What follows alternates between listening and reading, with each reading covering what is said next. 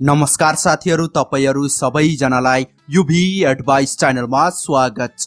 सबैभन्दा पहिला तपाईले मलाई एउटा कुरा भन्नुस् के तपाईले पनि रातिमा आफ्नो मोबाइलमा चाहिँ वाइफाई चलाउने गर्नुहुन्छ? यदि हो भने आजको यो भिडियोलाई एक सेकेन्ड पनि स्किप नगरिकन अन्तिमसम्म हेर्नु होला, नत्र भने भोलि बिहान तपाईलाई एकदमै पछुतो पर्नेछ। हो, तपाईले सही सुन्नुभयो। त्यो कसरी हो भन्दाखेरि हामी मध्ये लगभग 99% मोबाइल प्रयोगकर्ताहरूको के बानी हुने गर्छ भन्दाखेरि प्रत्येक रात लगभग 8 बजेदेखि आफ्नो मोबाइलमा चाहिँ वाइफाई चलाउने बानी हुने गर्छ। भन्नाले रातिको 8-9 बज्न साथ आफ्नो मोबाइलमा चाहिँ वाइफाई कनेक्सनलाई यसरी अन गरेर आफ्नो मोबाइलमा फेसबुक, इमो, मेसेन्जर लगायत अरू एपहरुलाई यहाँबाट चलाउन स्टार्ट गर्ने गर्छौं र यही क्रममा कहिलेकाहीँ यहाँबाट के हुने गर्छ भन्दाखेरि हामी अचानक निदाउँछौं, जसले गर्दा हाम्रो मोबाइल फोन रातभरि नन स्टप चलिरहेको हुन्छ। भन्नाले जस्तै मानौ तपाईले रातिमा फेसबुक, टिकटक, युट्युब चलाउँदै हुनुहुन्छ र अटो प्ले सेटिङ अन रहेको छ भने यस्तो अवस्थामा यहाँबाट के हुने गर्छ भन्दाखेरि तपाईको मोबाइल फोन यहाँबाट रातभरि नन स्टप चलिरहेको हुन्छ अथवा फेसबुक, युट्युब र टिकटकमा चाहिँ यहाँबाट भिडियो नन स्टप चलिरहेको हुन्छ र तपाईले यसको बारेमा कुनै पत्तो नै हुँदैन, जसले गर्दा अर्को दिन बिहान भोलि बिहान तपाईले उठेर हेर्दाखेरि त्यतिखेर तपाईको मोबाइलको ब्याट्री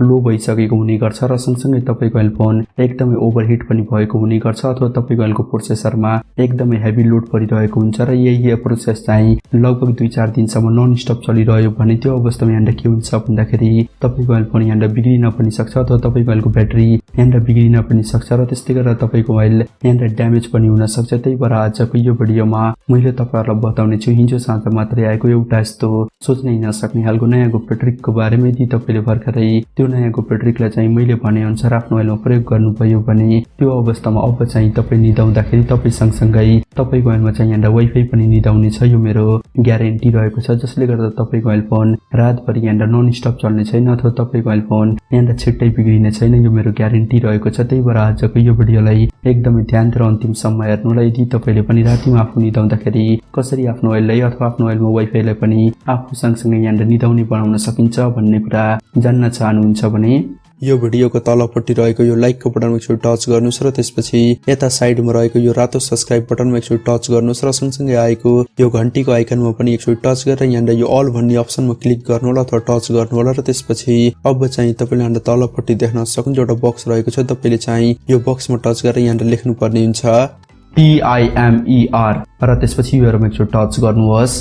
ल त सुरु गरौँ। साथीहरु, आफ्नो निदाउँदाखेरि आफ्नो मोबाइलमा चाहिँ वाइफाई निदाउने बनाउने तरिका जान्नको लागि अथवा आफ्नो मोबाइललाई चाहिँ आफू सँगसँगै यहाँबाट निदाउने बनाउने तरिका जान्नको लागि तपाईले यहाँबाट के गर्नुस् भन्दाखेरि तपाईले आफ्नो मोबाइलमा रहेको यो प्ले स्टोरलाई यहाँबाट एकचोटि टच गरेर ओपन गर्नुहोस् र त्यसपछि अब चाहिँ तपाईले यहाँबाट देख्न सक्नुहुन्छ यो एप्लिकेसनको नाम रहेको छ स्लिप टाइमर। यो एप्लिकेसनलाई चाहिँ तपाईले सम्पूर्णले आफ्नो मोबाइलमा इन्स्टल गर्नु होला। मैले चाहिँ अलरेडी इन्स्टल गरिसकेको छु, त्यसै कारणले गर्दा म चाहिँ यसलाई डाइरेक्ट ओपन गर्छु। ओपन गरेर त्यसपछि अब चाहिँ तपाईले यहाँबाट देख्न सक्नुहुन्छ ट्राई विथआउट लेखेको छ। तपाईले यसमा एकचोटि टच गरेर यहाँबाट के गर्नुस् भन्दाखेरि यहाँबाट माथिपट्टि रहेको यो सेटिङको आइकनमा एकचोटि टच गर्नुस् र त्यसपछि अब चाहिँ तपाईले यहाँबाट माथिपट्टि फर्स्ट अप्सन देख्न सक्नुहुन्छ स्लिप एक्सन लेखेको छ। तपाईले यसमा एकचोटि टच गरेर यहाँबाट के गर्नुस् भन्दाखेरि तपाईले यहाँबाट तलपट्टि यहाँबाट 3वटा अप्सन देख्न सक्नुहुन्छ turn of Bluetooth, turn of wifi र त्यस्तै गरेर टर्न अफ स्क्रिन लेखेको छ। तपाईले यी सबै अप्सनहरुमा चाहिँ यसरी एक-एकचोटि टच गर्नु होला र त्यसपछि अब चाहिँ तपाईले यहाँबाट देख्न सक्नुहुन्छ तपाईको एउटा यस्तो नै प्रकारको इन्टरफेस ओपन हुनेछ र अब चाहिँ तपाईले यहाँबाट साइडमा एउटा यस्तो खालको कोड देख्न सक्नुहुन्छ। तपाईले यो कोडलाई यो बक्समा जस्ताको त्यस्तै राखेर यहाँबाट तलपट्टि रहेको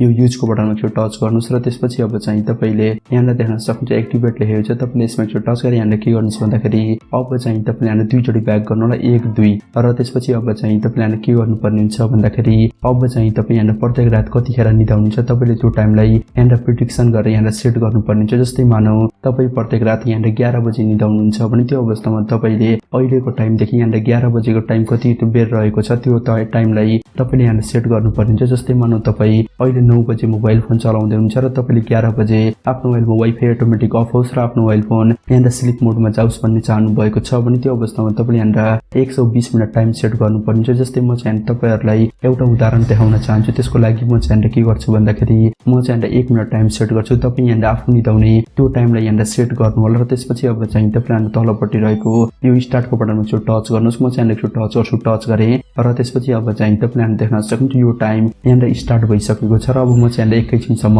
वेट गर्छु। वेट गरे र त्यसपछि अब चाहिँ तपाईले यहाँ देख्न सक्नुहुन्छ मेरो मोबाइल फोन यहाँनिर एटोमेटिक लक भइसकेको छ र सँगसँगै तपाईले यहाँ देख्न सक्नुहुन्छ मेरो मोबाइलमा वाइफाई ब्लुटुथ सबै कुराहरू यहाँनिर एटोमेटिक अफ भइसकेको छ। यसको अर्थ के भन्दाखेरि मैले यहाँनिर टाइम सेट गरेको टाइम पछि मेरो मोबाइल फोन यहाँनिर एटोमेटिक स्लिप मोडमा गइसकेको छ, जसले गर्दा अब मेरो मोबाइलको ब्याट्री पनि यहाँनिर फिजुलको खर्च हुँदैन अथवा व्यर्थैमा खर्च हुँदैन र सँगसँगै मेरो मोबाइल फोन त्यत्तिकै यहाँनिर ओभरहिट पनि हुने छैन। साथै यसरी चाहिँ तपाईले एकदमै सजिलैसँग आफू निदाउँदाखेरि आफ्नो मोबाइललाई अथवा आफ्नो मोबाइलमा वाइफाई लगायत ब्लुटुथलाई पनि एटोमेटिक अफ पनि बनाउन सकिन्छ, जुन चाहिँ तपाईहरुको लागि एकदमै युजफुल रहेको छ। यदि साथै तपाईहरुलाई आजको यो भिडियो राम्रो लागेको छ भने आजको यो भिडियोलाई लाइक गर्न सक्छ। साथै फेरि अर्को भेटौँला।